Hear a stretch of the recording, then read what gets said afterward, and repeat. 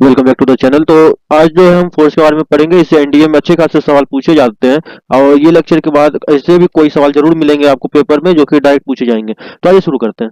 तो बात करते हैं फोर्स। तो फोर्स को जो मतलब होता है नॉर्मली वो पुश और पुल होता है, पर ये इसका पूरा मतलब नहीं होता है।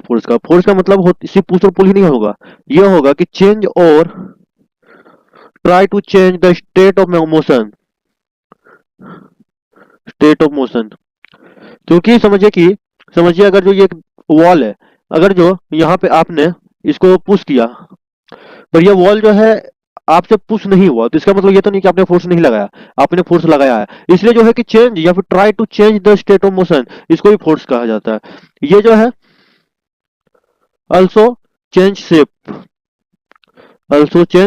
ये जो है शेप भी चेंज करने में हेल्प आता है फोर्स। इसका जो ऐसा यूनिट का बात करें तो वो न्यूटन होता है। वही फोर्स जो है एक वेक्टर क्वांटिटी में आता है और इसका जो डायमेंशन है वो है mlt-2। फोर्स जो है मेनली दो टाइप में आते हैं। एक तो आपको बैलेंस फोर्स दिखेगा, बैलेंस्ड फोर्स। एक होता है अनबैलेंस्ड। तो बैलेंस्ड फोर्स में जो है आपका नेट फोर्स जो होता है वो जीरो होता है, वही अनबैलेंस फोर्स में जो है नेट फोर्स नॉट जीरो होता है। देखिए टाइप ऑफ फोर्स में इसके बाद आपको आ जाएगा एक कॉन्टैक्ट फोर्स आ जाएगा और एक क्या है नॉन कॉन्टैक्ट फोर्स आ जाएगा। ठीक है, एक कॉन्टैक्ट फोर्स आ जाएगा, एक आ जाएगा आपको नॉन कॉन्टैक्ट फोर्स। तो कॉन्टैक्ट फोर्स जो है ये ऐसे फोर्सेस होते हैं जो कि ऑब्जेक्ट पे डायरेक्ट कॉन्टैक्ट में फोर्स लगाता है, जैसे फ्रिक्शनल फोर्स, टेंशन, नॉर्मल और एयर रेसिस्टेंट। वही नॉन कॉन्टैक्ट की बात करें तो इसमें ग्रेविटेशनल फोर्स, मैग्नेटिक फोर्स और इलेक्ट्रोमैग्नेटिक फोर्स आ जाता है। इफेक्ट क्या क्या होते हैं? स्पीड को चेंज करने में हेल्प आता है, change in direction, change shape, start और स्टॉप द मोशन। ये सब में जो है आपको फोर्स हेल्प करता है। चलिए बात करते हैं न्यूटन के जो लॉज थे इसके। और इससे पहले जो है न्यूटन के लॉ को जानने से पहले हम जानेंगे इनर्शिया क्या होता है। इनर्शिया देखिए, इनर्शिया का मतलब यह होता है कि an object remain in its state of rest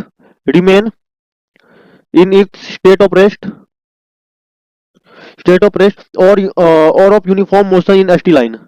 और यूनिफॉर्म मोशन लिख देता हूं मैं यहाँ पे, uniform motion in ST line, straight line. देखिए इनर्शिया ऑफ रेस्ट हो सकता है, इनर्शिया ऑफ मोशन हो सकता है, इनर्शिया ऑफ डायरेक्शन हो सकता है। ठीक है, इसके बाद जो है हम पहले बात करेंगे मोमेंटम का कि मोमेंटम क्या होता है। तो आइए हम बात करते हैं पहले मोमेंटम क्या होता है। तो बात करें मोमेंटम का तो ये जो है कुछ क्वांटिटी ऑफ मोशन होता है। क्या होता है?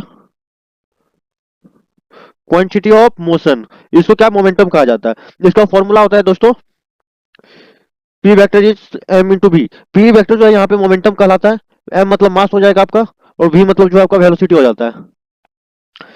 मोमेंटम भी जो है आपका वेक्टर क्वांटिटी में आता है और इसका जो डायमेंशन है वो है m0lt-1। ये है आपको मोमेंटम का कंसेप्ट। तो अब आइए बात करते हैं न्यूटन के लॉ के बारे में। तो न्यूटन फर्स्ट लॉ, इसमें क्या होता है कि every body continue in it state of rest और uniform motion unless an external unbalance force act on it. Newton first law को ही लॉ ऑफ इनर्शिया भी कहा जाता है, जैसे कि हमने यहाँ पे बात किया है। वही जब आप सेकंड लॉ के बारे में बात करिएगा, वही जब हम सेकंड लॉ के बारे में बात करेंगे तो सेकंड लॉ जो मोमेंटम से रिलेट करता है। ये जो है मोमेंटम का जो रेट होता है, rate of change of momentum, rate of change of momentum in is directly proportional to external force. ठीक है, ये directly proportional to external force और the external force applied and the charge in the change जो take place होगा direction में उसको बोलते हैं। ये क्या होता है? F is equal to mass into acceleration, force is equal to mass into acceleration होगा। ये देखिए डेल्टा पी बाय टी जो है ये डायरेक्टली प्रोपोर्शनल टू एफ हो जाएगा। यहाँ से जो है delta M into V by T directly proportional to F हो जाएगा। तो यहाँ से जो है M delta V upon T directly proportional to F. तो यहाँ से क्या आएगा? M A directly proportional to F, ये वन मान लेते हैं। इससे क्या आता है? F is equal to M A. तो ये कुछ कंसेप्ट है न्यूटन सेकंड लॉ का। और F equal to M A कैसे आता है इसका, अगर आप एप्लीकेशन का बात कीजिएगा तो calculating force required to accelerate the object, finding acceleration when force is known और analyse motion under constant force. चलिए बात करते हैं थर्ड लॉ ऑफ मोशन का। तो जैसे कि सबका ये फेवरेट है, इसको एंटी गांधी लॉ भी कहा जाता है। क्या कहते हैं इसको? Anti Gandhi law. क्यों कहते हैं? तो for every action there is always an equal and opposite reaction. यहाँ पे ये नहीं रहेगा कि अगर जो हमने एक थप्पड़ किसी ने मारा तो हम उसको छोड़ेंगे, हम भी यहाँ पे एक थप्पड़ मारेंगे। अगर जो समझिए यहाँ पे जैसे कि एग्जांपल ले सकते हैं आप रॉकेट का, जैसे कि ये रॉकेट समझिए, ये रॉकेट जब जा रहा है तो नीचे जो है, नीचे बहुत ही ज्यादा फोर्स लगता है इसका। ये न्यूटन थर्ड लॉ में आता है, जितना फोर्स नीचे लगेगा वो उतना ही फोर्स इस पे लगाएगा रॉकेट पे, जिससे कि ये ऊपर जाता है। इसी को इसकी वेलोसिटी भी कहा जाता है। ये हम नेक्स्ट वीडियो में लेक्चर में बात करेंगे। तो की कैरेक्टरिस्टिक का अगर जो हम बात करें तो आता है फोर्स जो है equally magnitude, force act as opposite direction, force act different body, force are of same nature. ये कुछ एग्जांपल्स है इसके, ठीक है, ये कुछ इसके एग्जांपल्स हो जाएंगे। बात करें अगर जो फ्री बॉडी डायग्राम का, पर इससे पहले जो हम कंजर्वेशन ऑफ मोमेंटम के बारे में बात करेंगे, इससे पहले हम बात करेंगे कंजर्वेशन ऑफ मोमेंटम के बारे में। कंजर्वेशन ऑफ मोमेंटम ये क्या होता है? तो ये जो एब्सेंट एक्सटर्नल फोर्स जो होता है टोटल मोमेंटम ऑफ सिस्टम का, वो कांस्टेंट होता है या फिर कंजर्व होता है, ठीक है। इसको ऐसे लिख सकते हैं, absence of external force, external force, total momentum जो है, टोटल मोमेंटम किसका, सिस्टम का, वो कांस्टेंट या फिर कंजर्व रहेगा। क्या रहेगा? कांस्टेंट और कंजर्व रहेगा। इसी को बोला जाता है कंजर्वेशन ऑफ मोमेंटम। इसमें क्या होता है कि इसमें क्या होगा, देखिए P1 plus P2 is equal to P1 dash plus P2 dash. देखिए अब बात करते हैं हम इम्पल्स का। इम्पल्स के बाद जो है हम फ्री बॉडी डायग्राम में जाएंगे उस और लिफ्ट भी पढ़ेंगे। इम्पल्स क्या होता है, आइए हम बात करते हैं पहले इम्पल्स क्या होता है। तो बात करें इम्पल्स का, अगर जो बात करें हम इम्पल्स का, तो इम्पल्स जो है ये एवरेज फोर्स इनटू टाइम होता है। क्या होता है? Average force into time.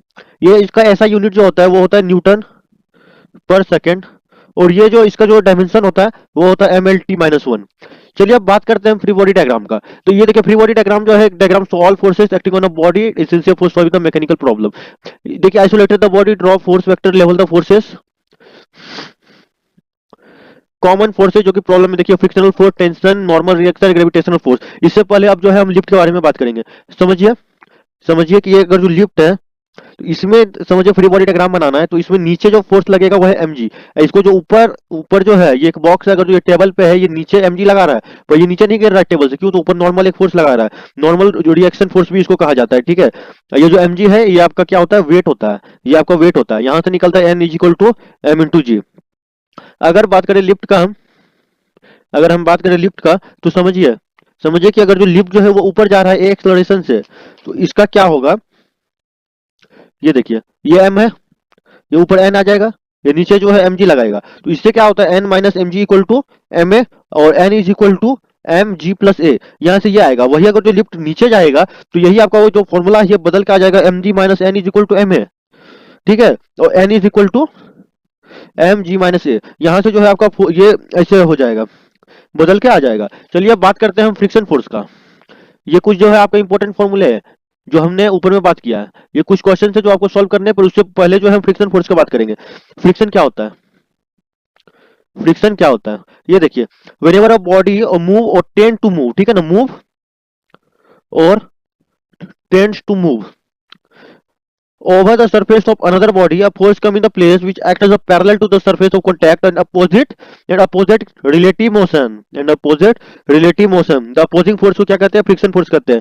ये देखिए ये क्या होता है? F is equal to mu into M G. ये इसका फॉर्मूला होता है। न्यू जो है depend on nature of surface, ये जो न्यू जो है वो होता है depends on nature of surface. Friction जो है वो दो प्रकार के होते हैं। फ्रिक्शन जो है वो दो प्रकार के होते हैं।